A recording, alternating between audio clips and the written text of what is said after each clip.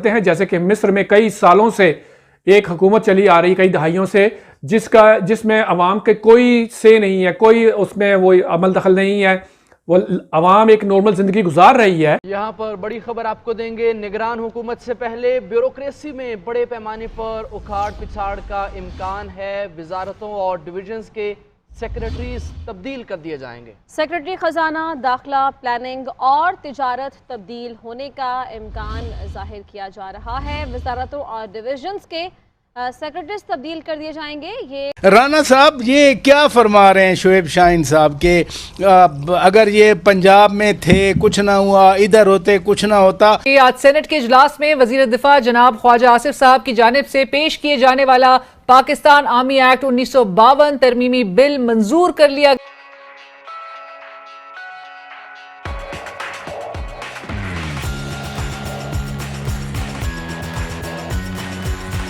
वो ये समझती है कि पॉलिटिकल जो है वो जमहूरी हुकूमत है, लेकिन वो जमहूरी हुकूमत नहीं है। वो जिसको चाहते उठाते हैं, गुंडागर्दी करते हैं, कत्ल गारत कर रहे हैं, जना करते हैं, अगवा बराए तावान करते हैं, जब चाहते कीमतें बढ़ा देते हैं, जब चाहे मुल्क को अपसाइड डाउन कर देते हैं। ये वो मिस्र में कई साल चलता आ रहा। पाकिस्तान में ज़ियाउल हक ने भी ऐसा किया था। तो ये हमने ये अब तीसरी जो ब्रेकिंग न्यूज़ है ये जुड़ी हुई है उसी तर्ज के मॉडल पर, जो कि अब आपका आर्मी चीफ, मौजूदा आर्मी चीफ आसिम मिस्री करने जा रहा है, क्योंकि इसने रियलाइज कर लिया है कि पाकिस्तान के किसी भी सियासतदान को, किसी भी आर्मी चीफ को पब्लिक में कोई भी उसके वेलकम नहीं किया जाता। लिहाजा क्यों ना यूनिफॉर्म उतार के ज़ियाउल हक वाला मॉडल और मिस्र वाला मॉडल लगा दिया जाए। वो ये है कि मैं अब सदर बन जाऊंगा। आसिम मिस्री ने फैसला कर लिया है कि वो आने वाले वक्त में वो पाकिस्तान का सदर बनेगा।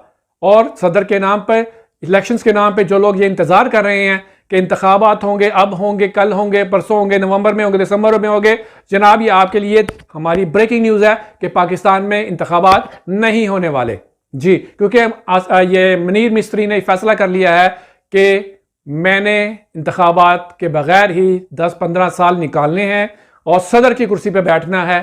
तो जनाब जो लोग जो इंतज़ार कर रहे थे कि आज इलेक्शन होंगे, इमरान खान साहब को हम वोटों से जितवा कर 2/3 मेजॉरिटी से भी ज़्यादा अक्सरियत से प्राइम मिनिस्टर बनाएंगे, तो जनाब वो अब उनकी जो ख्वाब है वो चिकनाचूर होने वाले हैं। क्योंकि ये सिर्फ उसी सूरत में होगा जब जमहूरी हुकूमत हो, जमहूरी कानून नाफिज हो और जमहूर को माना जाए। अब आपने अपने इस अमल को रोकना है, क्योंकि आसिम मिस्त्री ने बिल्कुल पाकिस्तान का बेड़ा गर्क करने के लिए अपने आप को सदर की कुर्सी पे बिठाना है वो। और इसके साथ साथ नवाज शरीफ ने उसको पैसा लगाया हुआ है, उसके भी ख्वाब पूरे होते हुए नजर आ रहे हैं कि जनाब पहले देखें उसने सागदार के केस ख़त्म करवाए, अपने भाइयों के केस ख़त्म करवाए, उनको प्राइम मिनिस्टर बनवाया, इनको हुकूमतों से, उधर से इंटरनेशनल ताकतों से उसका गठजोड़ रहता है, वो पैसा भी देता है आसिम मिस्त्री को और साथ प्रेशर भी डलवाता है। तो आसिम मिस्त्री भी उसके कहने पे चल रहा है, पैसा खाई जा रहा है उससे।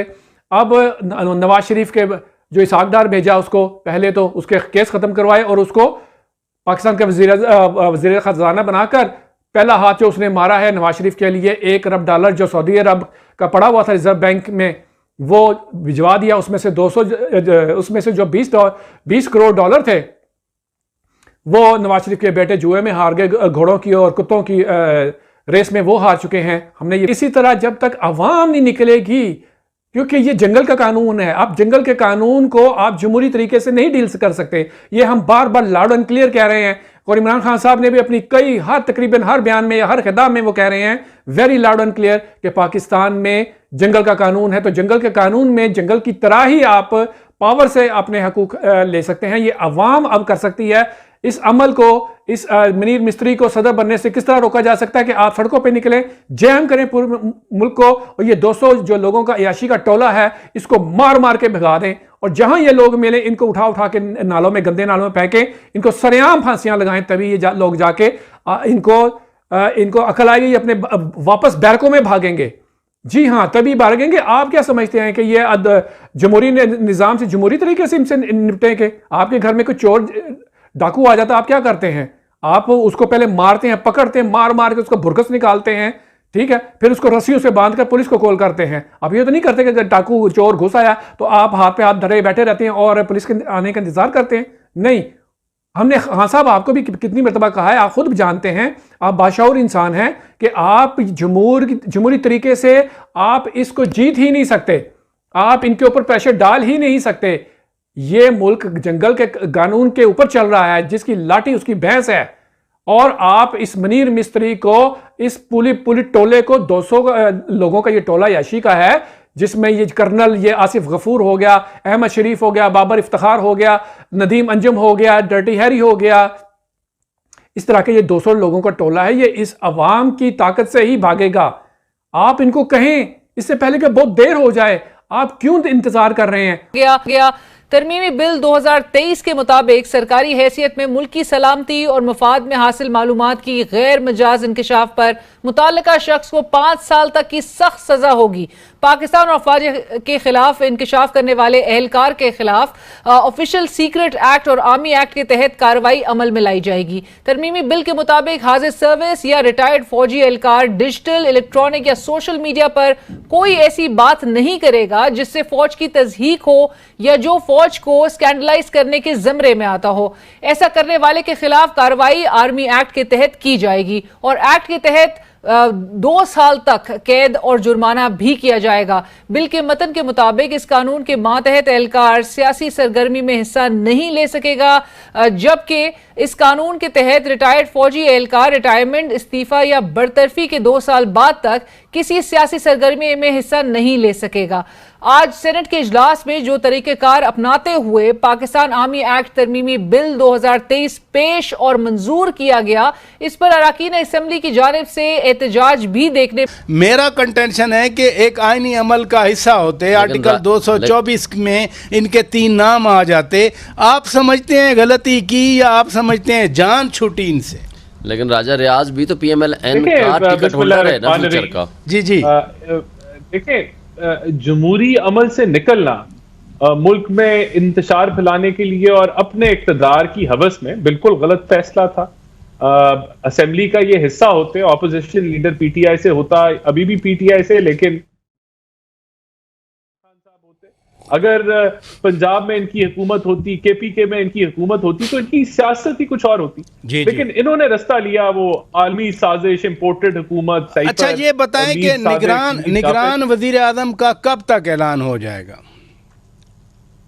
देखिए, अभी तो बड़ा टाइम पड़ा है। अच्छा, 2-2.5 हफ्ते, 2 हफ्ते पड़े, 14 दिन है, और अगर अभी इत्तेफाक नहीं है तो कोई इख्तलाफ भी नहीं है। अभी तो ये प्रिलिमिनरी स्टेज है, बहुत सारे नाम तो अभी तो मुख्तलिफ आएंगे, अभी ये प्रोसेस शुरू होगा तो फिर देखें कहाँ बढ़ते हैं। लेकिन टेक्निकली तौर पे ये जो प्रोसेस है आईनी तौर पे, ये वजीर आजम और ऑपोजिशन लीडर ने तय करना है। ये कब शुरू हो रहा है? देखे ना, अभी तो चंद दिन रहेगा, ये अगली 2-3 छुट्टियां आ गई। 30 जो है वो बन रही है संडे को, 31 जुलाई बन रही है मंडे को, बाकी कितने दिन रह गए? देखिए, इन्हीं छुट्टियों में शायद ये तो अच्छा हो गया कि छुट्टियां आ रही हैं, तो इन्हीं छुट्टियों में टाइम मिल जाएगा कि जो अभी वजीर आजम साहब अभी मसरूफ वक्त गुजार रहे हैं, कि वो बैठ के इसके ऊपर गौर फिक्र करें कि किसको जो है वो निगरान वजीर आजम बनना। शुएब शाहीन साहब तो मेरी बात पे मुस्कुरा देंगे, लेकिन क्या लीडर ऑफ द हाउस यानी वजीर आजम और लीडर ऑफ द अपोजिशन यानी राजा रियाद ये मिलकर बैठकर मुशावरत करेंगे या खतूत लिखेंगे एक दूसरे को? देखिए, इसके देखे ना, वो मुस्कुरा रहे हैं मेरी बात पर खतूत लिखेंगे, मोहब्बत पर। देखिए, नॉमिनेट किसी बंदे को नॉमिनेट भी किया जा सकता है कि वजीर आजम के बिहाफ पे जो नाम है वो ये हैं, और अच्छा। ऑपोजिशन और आपस में बैठ के भी किया जा सकता है। इसमें तो कोई ऐसी बात नहीं है। अभी जिस तरह पंजाब में हुआ था तो वहां मेरे ख्याल से नॉमिनेट किया गया था और फिर on behalf of Hamza Shahbaz लोग गए थे नाम लेके, और एक आईनी प्रोसेस फॉलो हुआ था। आप देखें, इलेक्शन कमीशन के जब नहीं इत्तेफाक हो सका दोनों के दरमियान में, फिर इलेक्शन कमीशन ने फैसला किया, यही आईन कहता है, तो अभी भी आईनी